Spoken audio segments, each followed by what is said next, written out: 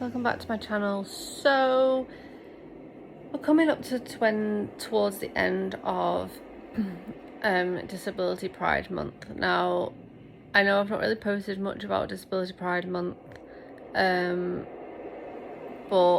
it is a very important month for people with disabilities. Our flag has changed for Disability Pride, so instead of being the black screen with the red, yellow, white, blue and green stripes, which are in a zigzag, it is now more of a straight striped flag, because it will help those people with photosensitivity, which is really good.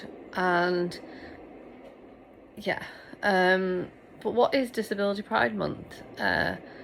Disability Pride Month was set up in 1990 in the US, and it was basically a way for those with disabilities to come together and basically share their experiences and basically be proud of who they are and be proud of their disabilities.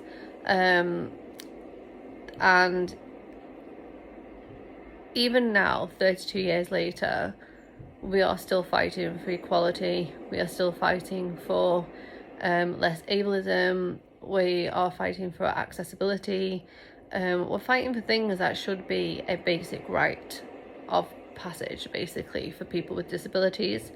And unfortunately, like I said, we're still having to fight for these things. And I know in the area where I live, inaccessibility is becoming more of a problem. You know, my local council have actually, you know, made it harder for people with disabilities to get around, to park. You know, most of the shops where I live have steps into the building. The pavements are not exactly wide enough for you to leave your chair outside if you have a wheelchair. And it is very difficult. So I tend to not go around my city centre as much as I would like. When I first moved up here, I was able to walk further distances. I was able to do more than I can do now. And my whole purpose was like, I live close to the town. I'm able to go into it. I'll be able to do what I need to be able to do and get out and do things.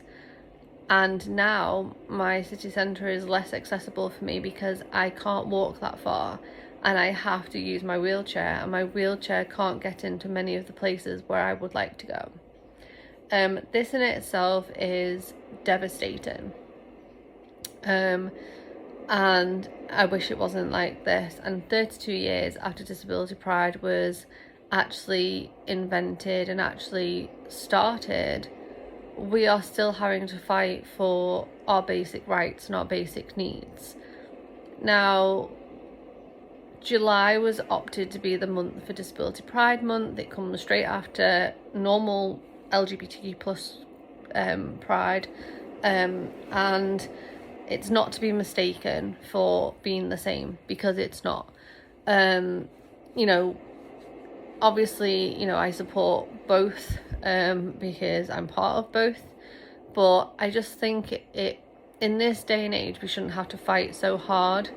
And there's a lot of ill-educated people out there. There's a lot of people that use a lot of ableism. There's a lot of people that be like, you know, you shouldn't be whinging, at least you can get out. And yeah, these are all type of things that are okay. Like, you know, yeah, we can get out, but at what cost? Like, we can get out, but we can't get to places where we'd like to go. Many places that we'd like to visit, whether it be a tourist place, whether it be a beach, whether it be whatever, we cannot access them because many of us need to use wheelchairs, and beaches are inaccessible to wheelchair users. And I don't know if you've ever tried to pull a pram or a buggy through sand. You have to pull it backwards. So if you can imagine being somebody stuck in a wheelchair, especially one that is an electric wheelchair where it has to be, you have basically push it yourself. You can imagine trying to get that wheelchair through sand. It's not going to work. It's not going to happen. And most of us, like I currently have in the background, I will move my thing so you can see. I currently have in the background YouTube on with a meditation thing for waves in the background, because this is the closest I can get to an ocean without my wheelchair. Now obviously if I was on holiday, people abroad make things so much easier to be able to gain access to the beaches. They basically put walkways down, whether it be made out of wood or metal or whatever, and they basically put ramps down so on the beach so that people can get closer to the ocean, because when they're on holiday, that is what they want to do. Now I always, when I go on holiday, will go with a hotel that is pretty much on the beach, so therefore I don't have to walk very far, and I can basically go from my hotel room straight onto the beach without having to need my wheelchair. And that is because the beach to me is an amazing place. It's where I find tranquility, it's where I find peace, and it's just, there's something about the beach that I just love. And I think it's just the sound of the waves and everything. I think it's just magical. And you know, I always think I was a mermaid in a previous life, to be honest, because I just love the ocean so much. I don't actually like swimming in it that much, but I do actually love the sound of the ocean, and I love being near it. I love being able to walk in it, and just paddle in there, you know, just have the waves slap over your feet. I just think it's amazing. But when you're disabled and you can't access a simple beach, especially in the UK, I know America have literally only just started putting out ramps for the hottest time of the years so people can access beaches, but in the UK we don't have that. And I think there's one area of the UK that has actually started creating like buggies for disabled people to actually go in and be pushed down the sea, which basically can go down the sand. But not every beach in the UK will have it. Not every beach or council in the UK will have funding for that. And it's devastating because a lot of people in the summer holidays want to go to the beach. They want to go and take their kids paddling in the sea. They want to let the kids go and build sandcastles. And a lot of the time, because of disabilities, we can't get to the beach, and that's sad. But it's not just the beaches. We can't get into the shops in tourist towns either, because most of them have steps into them. We can't get into arcades because most of them have steps into them. We can't do a lot of things that we would love to be able to do because they're not accessible for wheelchair users. Either the ground is still unstable or there is steps in and out of the place. It's just, in this day and age, there should be a way around it, and there isn't. And I think more needs to be done. And this is what Disability Pride Month is all about. We try and raise awareness about it. We try to let people know that we're here, that we want to be seen, we want to be heard, we want to be basically accepted into the community as valid people, as human beings that want to live life to the fullest as best as we can, because we know better than anybody that time is precious and life is so short that we want to enjoy every bit of minute of it. Now, throughout the pandemic, it's been made very clear that people with vulnerabilities and people with disabilities are basically being treated like they don't matter. They're being treated like our lives are not as valid, that it doesn't matter, that we're a drain on resources, that our lives are not as important. But I just want to make one thing perfectly clear, that any single person in the whole world could become disabled at any given moment. You don't have to be born with an illness or born with a condition that gradually progressively gets worse as you get older, like I was. You could literally be in a car accident or in any type of accident and end up being paralyzed tomorrow. You could end up having a stroke and be paralyzed down one side of your body. You could end up in any way whatsoever to the point where you're going to end up disabled. You know what I mean? You could end up getting older and getting arthritis. Arthritis is still classed as a disability. You know what I mean? So at the end of the day, anyone could become disabled at any given time. So a little bit more care and attention should be paid to people with disabilities, because if you're an able-bodied person who's watching this video and thinking, oh my god, this person's all she's doing is whining about the fact that, you know, she's disabled and she can't get to places, put yourself in our situation, put yourself in our shoes, and then see whether you would like it. See whether you would feel like you could go to the beach with your wheelchair. See whether you could go to the beach, or, you know, see whether you could access these places that you want to go to. Like, most people who have a bunch of friends will be invited out to pubs, clubs, whatever, with their friends. And sadly, because of health reasons on top, most of the time we may have to decline the offers of going out, but sometimes we're fine. But we still have to decline the offer because they're going to a pub or a club that has stairs, that has steps, that we can't manage. And we don't want to turn around and say, well, actually, we don't want to go to that club, or, you know, can we go out, but can we not go to that club? Because then we could be spoiling it for everybody else.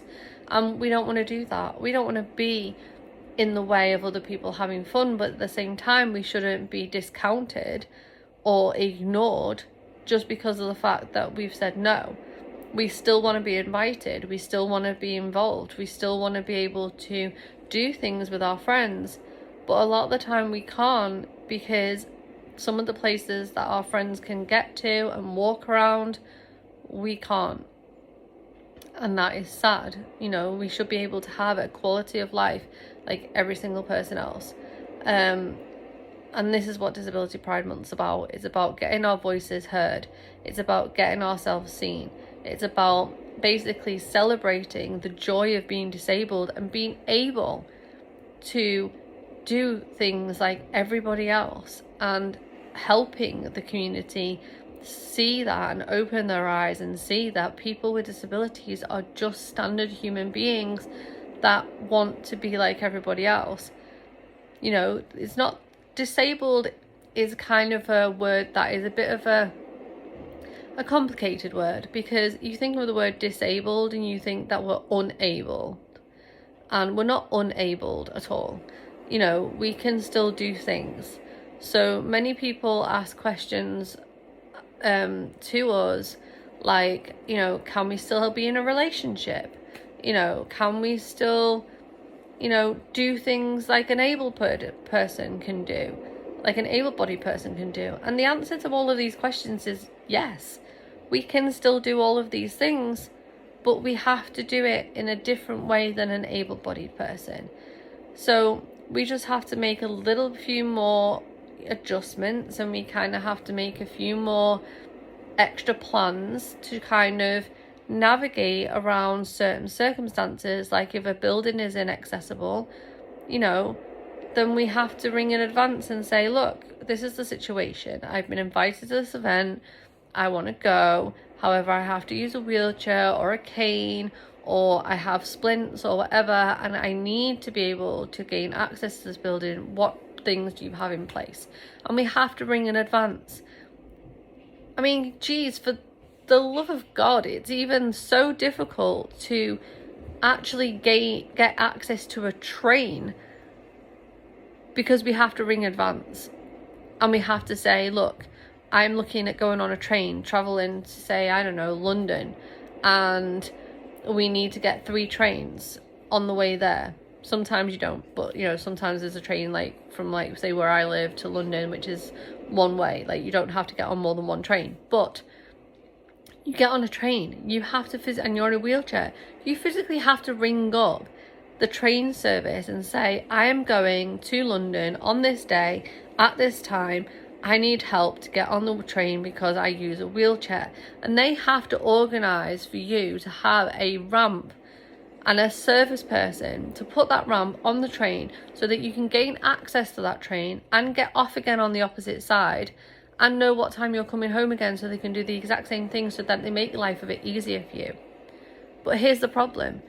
Not only does that work in a certain circumstance, but in London you have a lot of underground stations, you have a lot of places or a lot of stations with bridges, and they have steps, they have stairs.